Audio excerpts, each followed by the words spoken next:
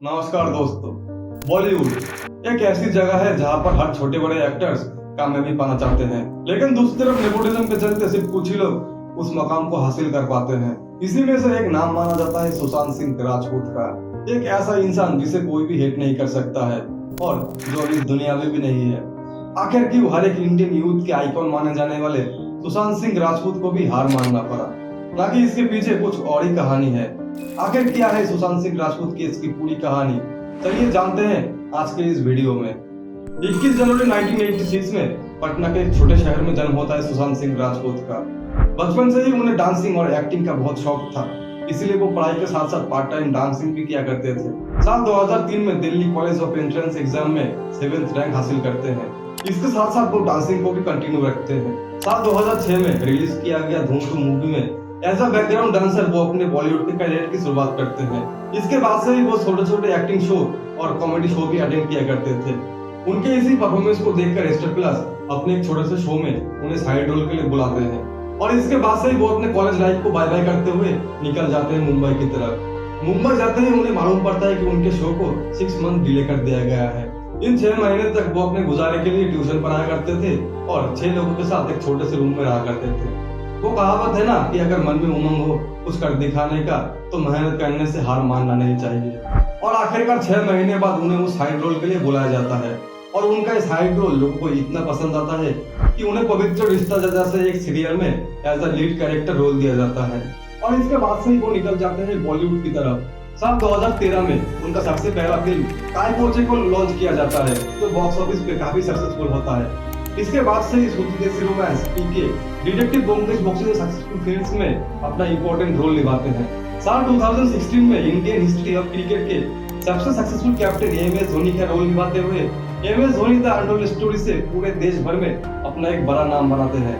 इसके बाद भी सब कुछ ठीक ठाक ही चल रहा था। इसके बाद भी उन्होंने बहुत सारे सक्सेसफुल फिल्म्स में अपना इंपॉर्टेंट रोल निभाते हैं। लेकिन 14 जून 2020 के दिन दोपहर में सुशांत सिंह राजपूत की मौत का खबर पूरे देश भर में फैल जाता है। इस खबर के आते ही पूरे देश भर के लोग सदमे में पड़ जाते हैं। 2020 में सुशांत सिंह राजपूत को गूगल में सबसे ज्यादा बार सर्च किया जाता है। लोग मान ही नहीं पा रहे थे कि सुशांत सिंह राजपूत सुसाइड कर सकते हैं और इसके पीछे कारण डिप्रेशन माना जाता है।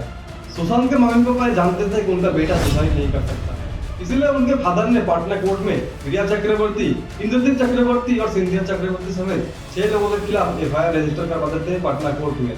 लेकिन इसी बीच ED enforcement directorate Sushant Singh के ऊपर मनी लॉन्ड्रिंग का केस कर देते हैं, जिससे वो सुशांत के बैंक अकाउंट को इन्वेस्टिगेट कर पाए।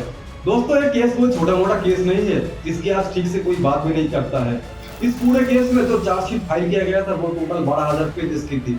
6 महीने तक एनसीबी इस केस में पूरी तरह से इन्वॉल्व थे। इस पूरे केस में 33 लोग इन्वॉल्व थे, जिसमें सबसे बड़ा नाम रिया चक्रवर्ती का माना जाता है। 7 अगस्त के दिन ईडी इस पूरे मामले को लेकर 8 घंटे तक इन्वेस्टिगेशन करती है, उन सभी जगह पर जहां पर सुशांत और रिया पार्टनर्स थे। ईडी को यह मालूम पड़ता है कि यहाँ पर कोई ना कोई तो ड्रग्स डीलिंग में इन्वॉल्व था। 19 अगस्त के दिन सुप्रीम कोर्ट इस पूरे मामले को सीबीआई के पास ट्रांसफर कर देते हैं। सीबीआई मुंबई पुलिस से सभी एविडेंस को हैंडओवर कर लेता है। इसके बाद से ही सीबीआई बहुत दिनों तक रिया और उसके फैमिली को इंटरोगेट करती है और क्वेश्चनिंग करती है, और जहां पर साफ साफ सबूत भी पाया जाता है जहां पर रिया और उसका भाई साफ साफ ड्रग्स डीलिंग में इन्वॉल्व थे। सीबीआई यहाँ पर ज्यादा देर न करते हुए एनसीबी को अपने साथ जोड़ लेते हैं।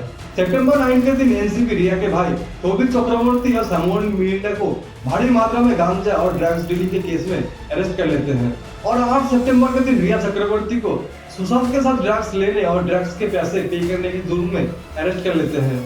धीरे धीरे इस पूरे केस को ड्रग्स की तरफ घुमा दिया जाता है।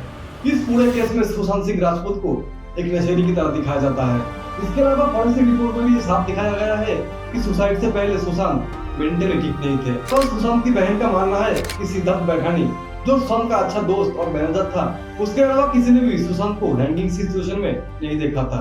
पोस्टमार्टम रिपोर्ट में भी साफ दिखाया गया है कि सुसाइड से पहले भी सुशांत सिंह को मारा गया था और टॉर्चर किया गया था। जब बॉडी ऑब्जर्वेशन किया देखने के बाद ये जो गले का मार्किंग जो रहता है, हैंगिंग यानी जो बोलते हैं सुसाइड के टाइम जो रैंक रहता है, वो सुसाइड के जैसा नहीं लग रहा था मेरे को। अलग अलग ढंग से मतलब पैर में, हाथ में, मतलब बॉडी में मार कैसा।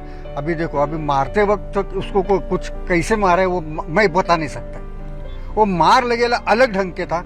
हमने जब देखा तो वो फ्रैक्चर के माफिक था। बॉडी खोलने के बाद देखा तो थोड़ा अलग दिखा, क्योंकि सुसाइड और मतलब सुसाइड में और वो जो बॉडी देखने के बाद वो जो ये करते हैं हम लोग डिस्कस, उसमें हमारा थोड़ा बातचीत होने के बाद मालूम पड़ा कि भाई ये सुसाइड है। मैं सर से बात करने गया, भाई सर ये जरा अलग केस दिख रहा है। साहब बोले अपन बाद में डिस्कस करेंगे, थोड़ा ऐसा इग्नोर किया। इन सभी गवाह और सबूतों के बावजूद भी इस केस को आखिरकार कुछ और ही दिखाया जाता है।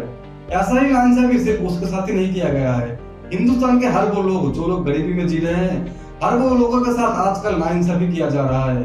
मुंबई पुलिस कमिश्नर परमवीर सिंह 3 अगस्त के दिन एक प्रेस कॉन्फ्रेंस में ये कहते हैं कि सुशांत ने सुसाइड से पहले कुछ चीजों को गूगल में सर्च किया था। सबसे पहले सुशांत अपने नाम पर जो न्यूज चल रहा है उसको सर्च करते हैं और फिर अपने मैनेजर डीसा सरानी के बारे में जो न्यूज चल रहा है उसको भी सर्च करते हैं। ऐसा माना जाता है कि सुशांत अपने मैनेजर डीसा सरानी के मौत का जिम्मेदार वो खुद को मानते हुए डिप्रेशन में चले जाते हैं। ऐसे ही इंडियन जस्टिस सिस्टम को पूरी तरह से मनी सिस्टम बना दिया गया है कि अगर आपके पास पैसा है और पावर है तो आप कोई भी केस ले आ सकते हैं। पुणे एक्सीडेंट को ही देखिए, जहाँ पर 18 साल से भी कम का एक लड़का वेदांत अपने पोर्शे कार से 2 मासूम की जान ले लेता है। वहाँ पर मौजूद सभी लोगों का कहना था कि गाड़ी वेदांत ही चल रहा था और गाड़ी की स्पीड बढ़ा था 180 से 200 के बीच में। गाड़ी टकराने के साथ साथ 2 बेकसूर अनिश और अश्विनी की वहाँ पर भयानक तरीके से मौत हो जाती है। वहाँ पर मौजूद सभी लोग तुरंत ही गाड़ी को पूरी तरह से घेर लेते हैं और वेदांत को मारना शुरू कर देते हैं। 5 मिनट के अंदर ही पुलिस वहाँ पर पहुंच जाती है और सभी लोग मिलकर वेदांत को पुलिस के हाथों सौंप देते हैं। वो भी ये सोचकर कि 2 लोगों को मारने के जुर्म में इसे कड़ी से कड़ी पनिशमेंट दिया जाएगा। लेकिन अंत में वेदांत को बिना कोई पनिशमेंट के ही रिहा कर दिया जाता है, क्योंकि वेदांत के फादर पुणे के एक बहुत बड़े बिजनेसमैन थे और अपने पैसे के बदौलत वो अपने बेटे को जेल से रिहा कर देते हैं।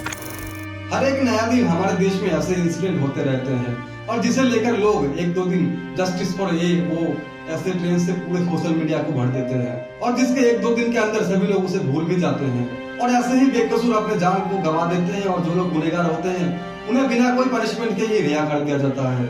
और सुशांत सिंह का केस भी कुछ ऐसा ही था।